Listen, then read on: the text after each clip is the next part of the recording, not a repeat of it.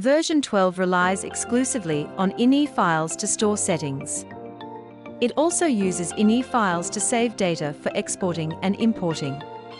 To avoid problems with formatting and default characters when using different regional settings in Windows, version 12 forces all programs to use US-centric settings, as shown in the information on the screen.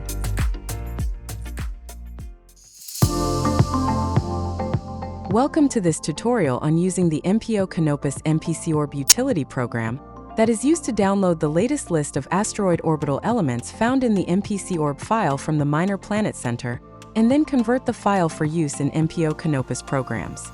Open the MPO Canopus launcher, select the Data Management category, and click MPCORB Update and wait for the program to come up. You can put the launcher aside for now. The program retrieves two files from the Minor Planet Center. The first is the MPCORB file, which is updated daily and contains the orbital elements for all asteroids that have at least a preliminary designation.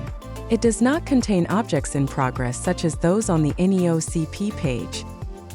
The second file is numbered MPs. This contains discovery circumstances for all numbered asteroids. It is updated with each new batch of asteroid numbers. The data are an essential part of the Asteroid Browser utility program. It's important to understand that downloading the latest files is not enough alone. They must also be converted for use in the MPO Canopus programs. The first step is to set the directory into which the files will be downloaded. This can be any directory of your choosing, but it's recommended that it not be one within the MPO v12 program's directory tree. Click the button on the right side of the entry field to display a directory select dialog, which also allows you to create a new directory. Here a permanent downloads directory under MPO v12 has been created. The directory and files are not automatically deleted after the download and processing. Click the MPCORB button to start the downloads. The time to complete will depend on your internet connection, network, and computer speeds.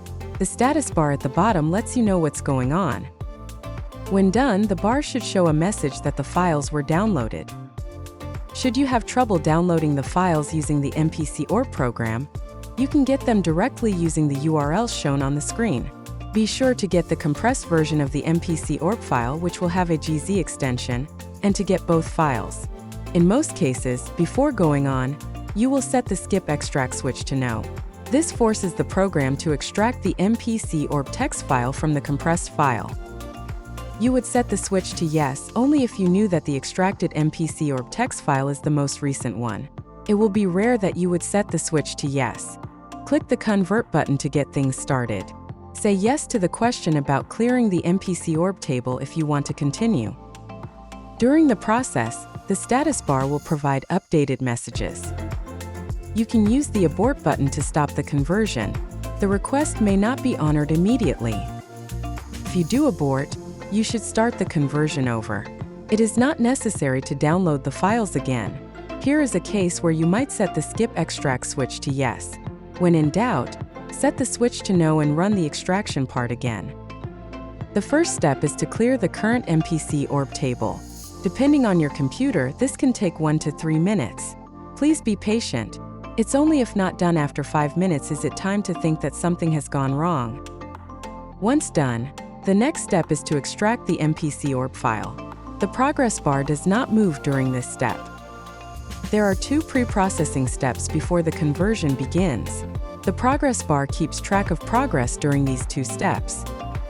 Once the conversion begins, it works on chunks of 25,000 asteroids at a time, and so the status bar updates only at the end of the processing for each chunk. Here again, patience is the order of the day. The final MPCORB processing step is to recreate the indexes. These were dropped before the conversion because having them slows down the conversion even more. When done, a message appears showing the times it took to extract and convert the files. The final step is to import the discovery records into the asteroids database. You'll see some messages along the way, with the progress bar moving only during the final part of the conversion and import. When finished, the status bar shows done. Click the OK button to continue and then close the program. This concludes this tutorial for using the MPO Canopus MPCORB utility to download and convert the latest list of asteroid orbital elements and discovery circumstances from the Minor Planet Center. More tutorials are on the MPO YouTube channel. Use the URL on the screen to find the complete list. Please subscribe so that you can be notified when new tutorials are available.